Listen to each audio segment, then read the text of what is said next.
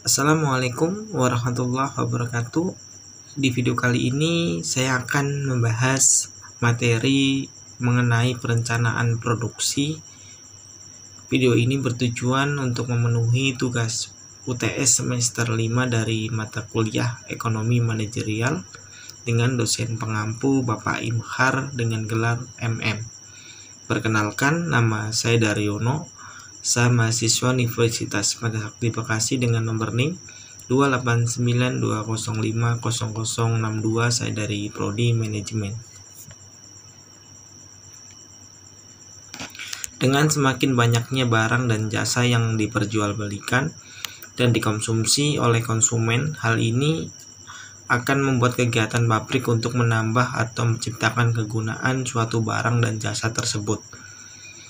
Kegiatan itu dilaksanakan melalui sistem produksi dengan mengubah faktor-faktor produksi yang tersedia sehingga menjadi barang dan jasa. Di sini manajemen berperan untuk mengkombinasikan faktor-faktor produksi sedemikian rupa sehingga dapat dihasilkan produk dan jasa lebih berdaya guna dan berhasil guna melalui proses manajemen.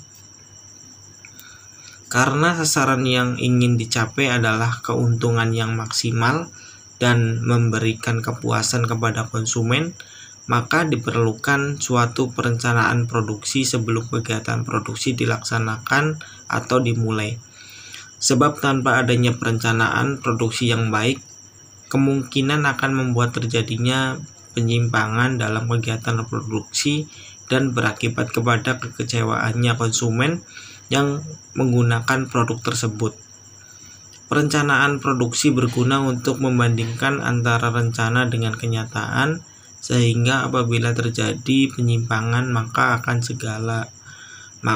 segera dapat dilakukan tindakan koreksi sebelum produk atau jasa yang dikeluarkan dari pabrik.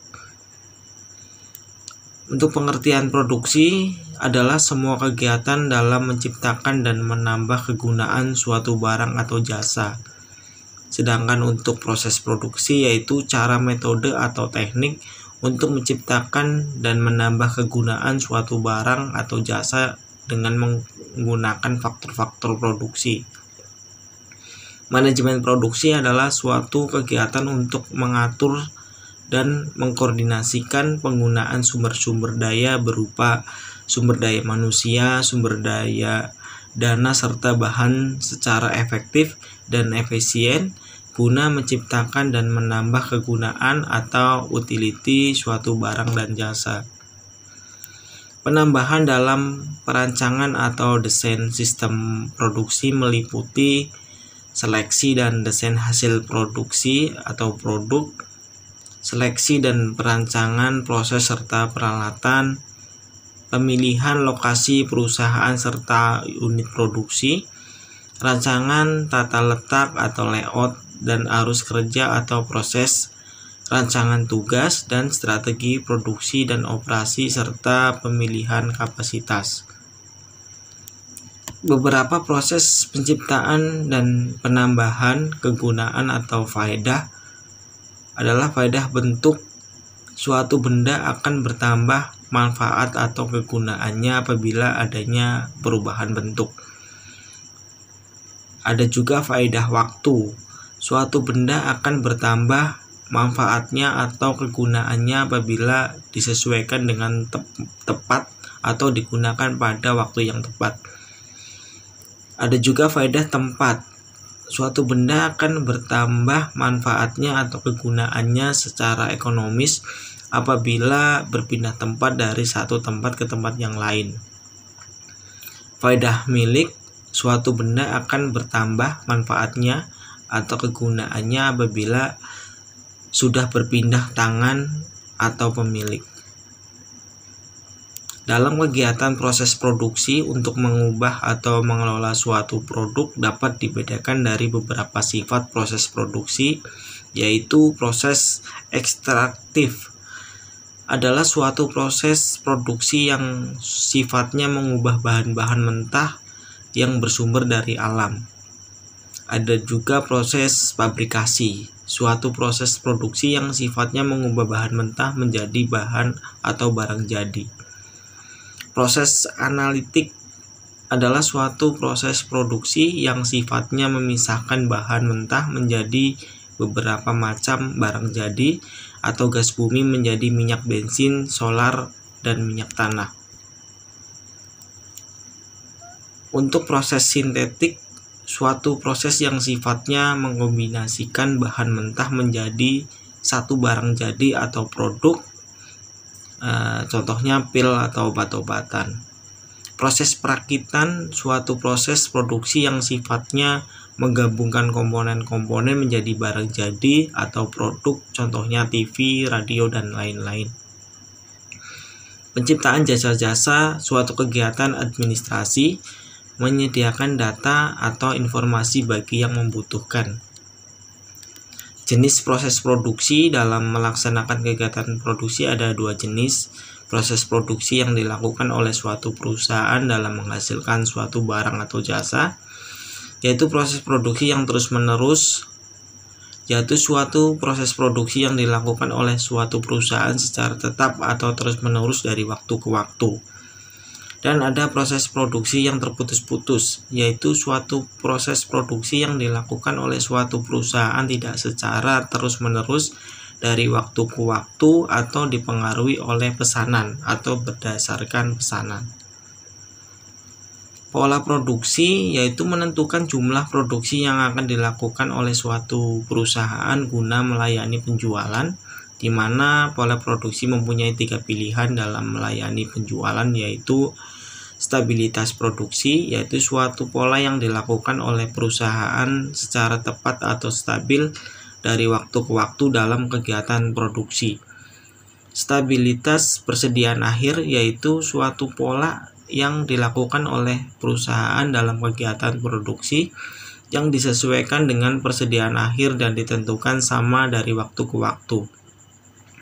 Produksi dan persediaan akhir tidak stabil, yaitu suatu pola yang dilakukan oleh perusahaan dengan mengikuti fluktuasi penjualan baik dalam produksi maupun persediaan akhir. Perencanaan pabrik, dalam kegiatan perencanaan pabrik ada beberapa faktor yang mempengaruhinya, yaitu 1. Faktor primer yang mencakup bahan mentah, letak pasar dan pengangkutan, serta suplai tenaga kerja. Yang kedua ada faktor sekunder, yaitu mencakup rencana masa depan, kemungkinan perluasan, fasilitas servis, sikap masyarakat setempat, fasilitas pembelajaran, keadaan tanah, iklim, dan pajak dan peraturan daerah. Pengendalian produksi digunakan untuk mengendalikan produksi agar apa yang telah ditetapkan oleh perusahaan dapat dicapai. Adapun tahap-tahap dalam pengendalian produksi yaitu 1. Planning. Planning adalah merencanakan jumlah waktu produksi, dan sebagainya. Routing yaitu penentuan urutan dari suatu kegiatan dalam kegiatan produksi. Scheduling yaitu pembuatan jadwal untuk pelaksanaan dalam proses produksi. Dispatching yaitu suatu perintah yang dibuat untuk memulai melakukan pekerjaan atau kegiatan proses produksi. Follow up yaitu tidak lanjut dari planning, routing, scheduling, dan dispatching agar sesuai dengan rencana. Sistem produksi dan operasi. Sistem produksi dan operasi adalah suatu keterkaitan antara unsur-unsur yang berbeda secara terpadu, menyatu dan menyeluruh dalam penformasian masukan menjadi suatu keluaran. Konsep biaya dapat dikelompokkan atas dasar hubungan, yaitu 1. Biaya dalam hubungannya dengan produk. Biaya fabrikasi yaitu biaya yang diperlukan untuk memproses bahan baku atau bahan pembantu menjadi barang. Biaya ini terdiri dari bahan baku langsung, direct material, dan tenaga kerja langsung, direct labor. Overhead pabrik, semua biaya produksi kecuali biaya bahan baku dan biaya tenaga kerja langsung yang terdiri dari biaya bahan tidak langsung atau minyak pelumas, kain lap, dan lain-lain.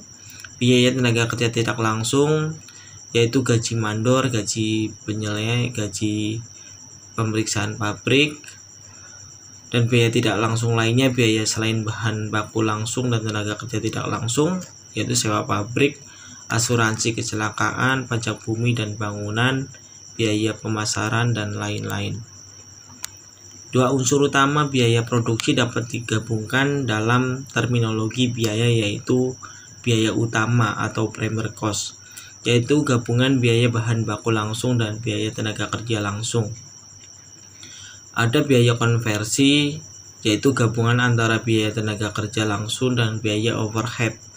Biaya non-pabrikasi, biaya ini dapat dibedakan menjadi biaya pemasaran, marketing cost, dan biaya administrasi dan umum, administration and public cost, dan biaya keuangan, financial cost. Biaya dalam hubungan dengan volume produksi, ada biaya variabel. Variable cost yaitu biaya yang berubah total menurut perbandingan searah dengan perubahan tingkat aktivitas. Biaya tetap yaitu biaya secara total tidak berubah konstan tanpa memandang perubahan tingkat aktivitas, dan biaya satuan akan berbanding terbalik dengan perubahan volume keluaran. Yang ketiga, biaya dalam hubungan dengan departemen pabrikasi, yaitu ada departemen produksi dan departemen jasa. Biaya dapat dikendalikan atau tidak dapat dikendalikan. Biaya terkendalikan yaitu biaya yang dapat langsung dipengaruhi oleh pimpinan dalam jangka waktu tertentu. Biaya tidak terkendali yaitu biaya yang tidak dapat dipengaruhi oleh pimpinan berdasarkan wewenang yang dimiliki.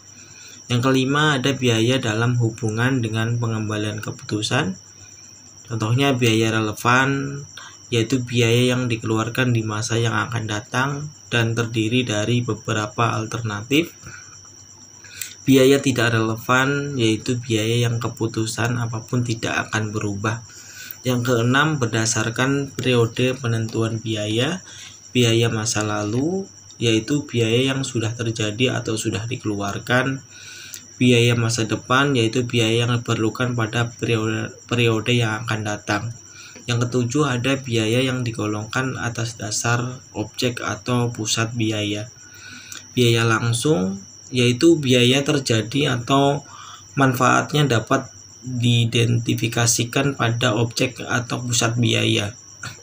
Biaya tidak langsung, yaitu biaya yang terjadi atau manfaatnya tidak dapat diidentifikasikan pada objek atau pusat biaya tertentu. Sekian penjelasan dari saya dan saya akhiri. Assalamualaikum warahmatullahi wabarakatuh.